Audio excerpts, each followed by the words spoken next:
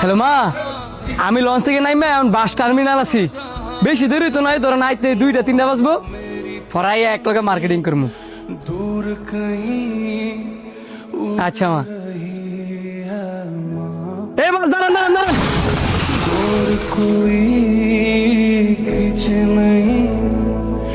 बीच से काटे माँ आजा समझोई मुझे तेरी फिक्र धुंधला गई देख मेरी नजर आ जाना।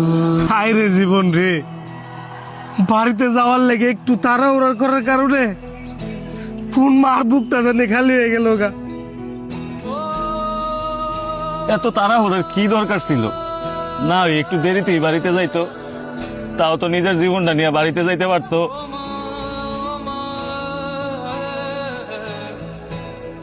একটা বার চিন্তা করছস এ পরিবারের ঈদটা কেমনে কাটবো?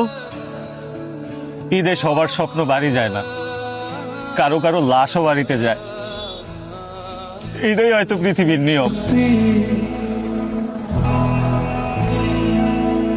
सामने आ जाना।